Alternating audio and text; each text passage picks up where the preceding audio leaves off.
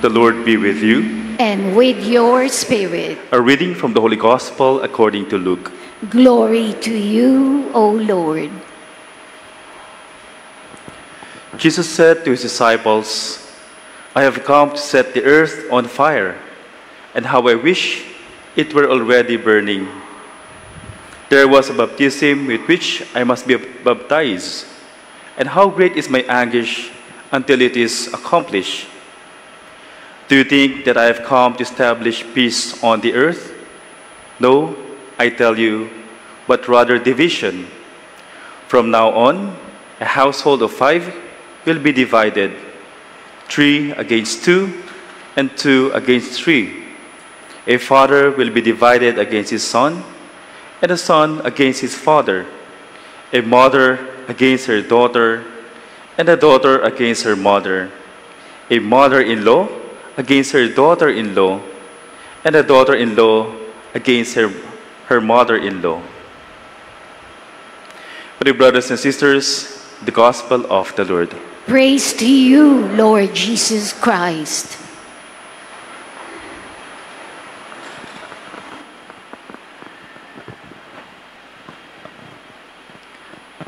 A doctor, part of our pilgrimage, shared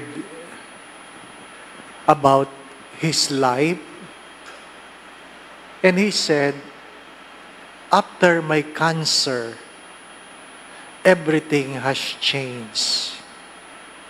After my cancer, everything have changed.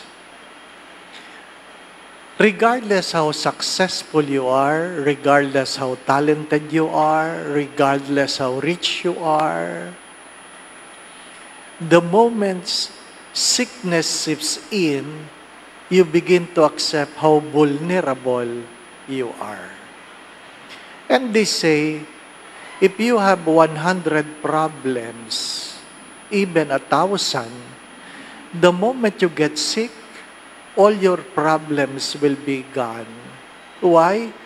You will learn to focus on one thing, and that is your health.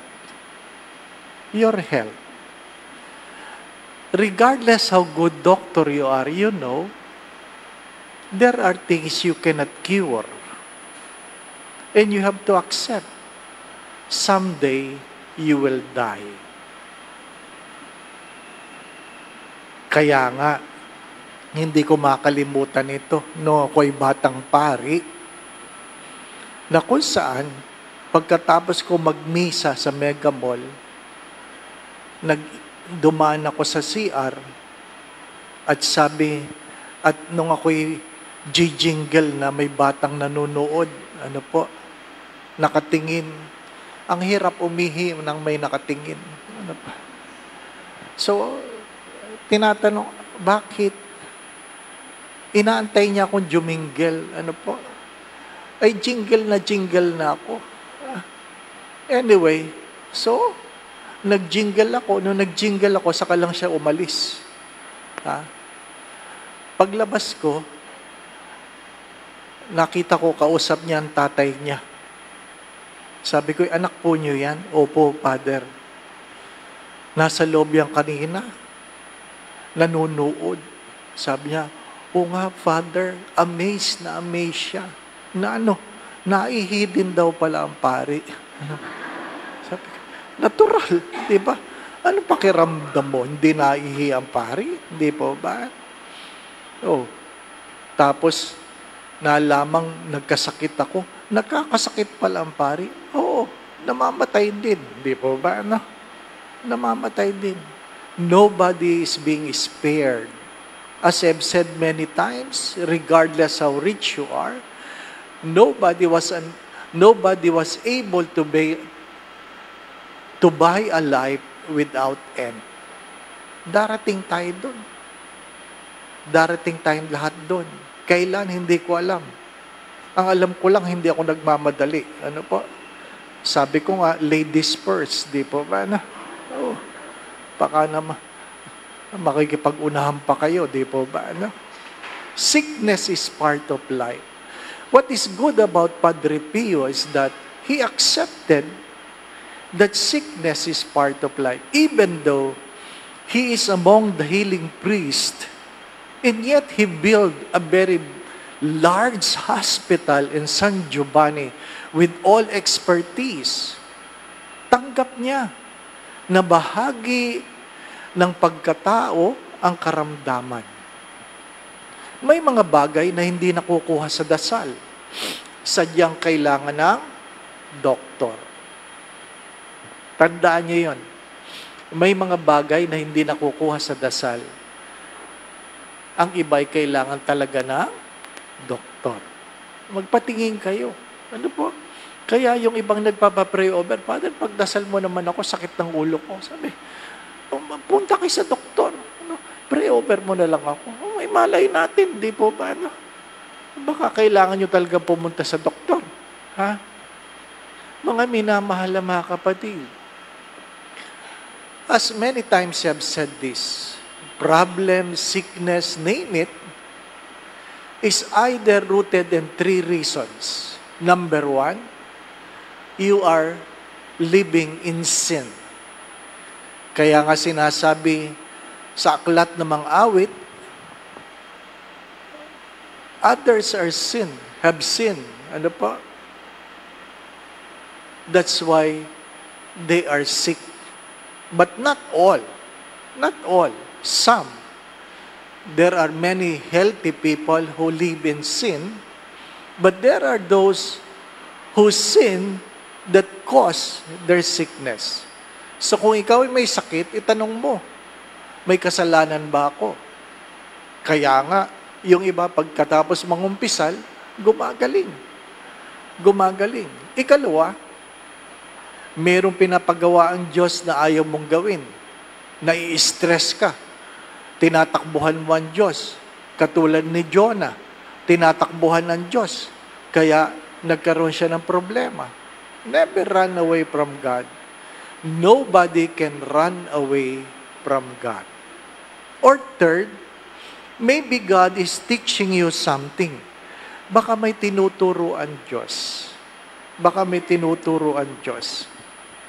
Someone was sharing about problems in the family. Father, palaging merong may sakit.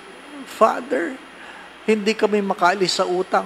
Father, nahihirapan ako sa trabaho. Ang daming problema. After listening, isa lang ang tanong ko, nagsisimba pa ba kayo? Nagsisimba pa ba kayo? And the answer was, minsan. Minsan. Ano po?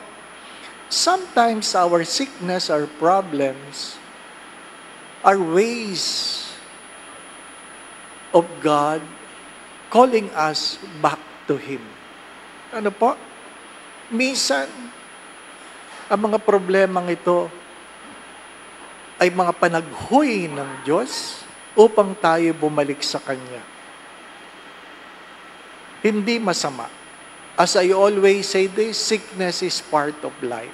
You only need to ask. You only need to ask why. Ano po? Sapagkat may mga karamdaman na tayo rin naman ang may kagagawan. Di po ba, anak? May karamdaman na tayo rin ang may kagagawan. Alam mo kung bakit nasira ang kidney mo. Alam mo kung bakit mataas ang blood pressure mo. Alam mo kung bakit mataas ang cholesterol mo.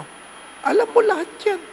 Alam mo lahat kung bakit mataas ang blood sugar mo. Hindi po ba, ano? Ha? Yung mga classmate ko sa media, di ba? May diabetes. Alam natin kung bakit tayo mataas ang blood sugar. Kasi masarap talaga ang kanin. Di po ba, ano? Masarap talaga ang tinapay. Ano pa? Masarap talaga ang chocolate. Nako. Kaya nga sabi ng doktor, lahat ng masarap, bawal. Hindi pa ba, ano? Kaya pag may nag-aalok sa akin, Father, kainin mo yan. Ano yan? Masarap ba yan? Masarap yan. Bawal. Hindi pa ba? Oh, tapos. Hindi ba? Para walang problema. Father, kain tayo, masarap doon. Bawal. O, di tapos. Ha? Tanggapin mo na. Ano po? Minsan, kumakain kami sa seminaryo, puro bawal. Oh, Father, kain ka kahit konti. Sabi, bawal. Diba? Sinasabi ko lang sa sarili ko, ay, nakatikim na ako niyan. Oh, diba? Ganun talaga, di po ba? Ano? Ha? Ano sabi? Pag sinabi daw ng doktor, pwede nyo nang kainin kahit ano. Ha? Pwede nyo nang kainin kahit ano. Ibig sabihin nun, malapit na kayo mamatay. Ano po? Oo, yun ang sabi nun. Ano po? Pag pinagbabawalan pa kayo, meron pa kayong pag-asa. Oh. Kaya sabi nung isa, sino doktor mo sa ganon? Si ganyan. Oh, subukan mo puntahan o pinuntahan niya. So ano nangyari? Ang daming bawal.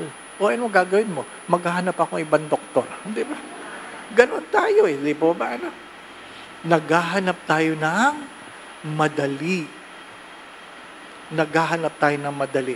Tapos, pipila kayo dyan. Di po ba? Ano? Father, i-anoint mo naman ako. Ano? I-anoint kay mamaya, hindi dahil para pwede na kayong kumain ng bawal. Hindi po. Ano po? Hindi. Ipagdadasal natin na kayo'y maging malaya sa inyong karamdaman, pero kayo ay magkusa na baguhin ano mga bagay na dapat baguhin. Hindi po ba? Ano? Mga batang pari ito. Ano po? Mga batang pari. Ha? Tinatanong ko sila kung ilang taong pari na, bata pa. Ano po? Ano po? Kasi doon sa dating parokya ko, hindi niya naman kilala si Father Jojo. Ano po? Yun pag nag-anoint, patay. Ano po? Pag nag-anoint, patay. Ano po? Garantisado yun. Ano po? 6 months lang kami magkasama sa parokya. Ha? Lahat ng inanoint, patay. Ano po? Ha? Yun talaga magaling. Di po ba? Ano? Kaya sabi ko sa kanya, aalis ako ngayon, huwag kang mag-a-anoint. Di ba? Yun na. Ha? Aalis ako, huwag kang mag-a-anoint. Bakit? Pag nag-anoint sa umaga, misa sa patay ako sa gabi. Di po ba? Ano? Mahirap yun. Di po ba? Huwag kang mag-a-anoint. Kaya yung mga may sakit, pag tinanong, meron po pari, sino po nandyan? Si Father Jojo. Ay, ayaw namin. Bakit? Magpapa-anoint sana kami. O, di ba? Alam nila. Ano po? May mga talagang pinagpala. Ayan na po. Pinagpala. Ha? Hindi ko iniimbitahan dito yan. Ano po? Ha? Baka mamaya, diyan ka pa lang, patay agad. Di po ba? Ano? Ha? Mga minamahal na mga kapatid. Di ba? When it's time to go, it's time to go. But if it's not time to go, then let us enjoy life. Marami sa atin, masyadong maraming iniisip sa buhay. Di ba? Yung iba kaya may sakit, kung ano-ano ang iniisip sa buhay. Kahapon, may nagpa-pray over, Father, hindi ako makatulog. Sabi ko, bakit? Ang dami kong iniisip. Anong iniisip mo? Iniisip ko yung mga lindol. Sabi ko, ba't may iniisip yun? Baka dumating, baka... Sos Mariopes, hindi po ba? Ano? Ang dami mong iniisip. Akala ko korupsyon ang iniisip. Lindol pala, di po ba? Ano? Gusto ko sabihin, huwag kang mag-alala. Pag dumating yun, pagdasal natin, madaganan ka agad, di ba? Para patay na, di po ba? Ano? Ano ba problema, di po ba? Ano?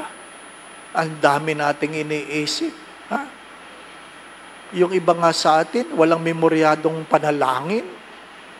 Wala man lang memoryadong panalangin para pag panahon ng kagipitan, mayroon man lang kayong nasasambit na panalangin sa Diyos. Di po ba? Umuuga na ganyan. Diyos ko, bless us, O Lord, in this thy gifts about us. Yun lang ang alam mong panalangin. Di po ba? Ano? Saan tayo makakarating yan? Hanggang kainan lang kayo. Di po ba? Tatatawa kayo kasi pag tinatanong ko talaga kayo, may nabibigla, nakakalimutan magdasal. Ano po? Yung huling pilgrimage namin, may air pocket. Ano? Sumisid talagang eroplano. Sigawan. Nakakatuwa. Sigawan. Ano po? May magagawa ka ba sa sigaw mo? Wala. Pero naalala ko, nung kami mga pari, nagpunta kami sa Malaysia, kumuha kami ng promo. Alam niyo naman ang promo, di po ba? No? Yung talagang murang-murang ticket, promo eh. Ha? Murang-mura. Mapapamura ka talaga. Ano po? Ha? Sa sobrang mura. Alanganin ang oras, maliit ang replano, di po ba? Kinalog. Ano? Hindi ka makatulog talaga. Biglang sumisid. Sabi nung katabi kong pare, sabi sa akin, bless, sabi niya, and I absolve you from your sin in the name of the Father. Sabi, thank you, ikaw din. Ay, yun ang kagandahan, may katabing pare, di po ba, ano? Pag sumisisid na, may nag-absolve na, di po ba, ano? Pagpariin niyo yung mga anak niyo, para pag kayo naghihingalo, anak, nahihirapan na ako huminga. May the Lord absolve you from your sin. Kahit hindi ka pa mamamatay. Di ba ba? What I'm trying to say, my dear friends, number one, the saints don't worry about sickness because it is part of life. Second, let not your worry make you sick. Let not your worry make you sick.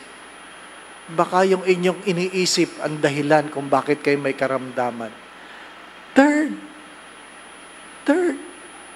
trust in the Lord. As you line up later on, maybe even in receiving the body of Christ, your prayers will be granted. By mere receiving the body of Christ, in faith. Kaya nga sinasabi natin, sa isang salita mo lamang ay gagaling na ako. If you really believe those words,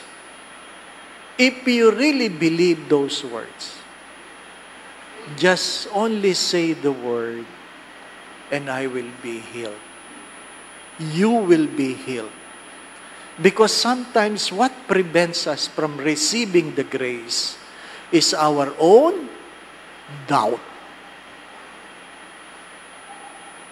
Pagkamisan, ang dahilan kung hindi natin natatanggap ang biyaya ay ang mga sarili nating pag-aalinlangan. So, proclaim, believe, Lord, kung ipahihintulot mo, gagaling ako. Just only say the word and I will be healed. And later on, after the Mass, we will have the anointing of oil. Ano po? Para hindi tayo nag-aantayan lahat. Yung tapos na, pwede nang umalis. Di po ba, no? But, believe. There is nothing impossible for those who believe. Amen. The Lord be with you. And with your And spirit. may Almighty God bless you and your family, the Father, the Son, and the Holy Spirit. Amen. The Mass has been offered. We go in peace to love and serve the Lord. Thanks be to God.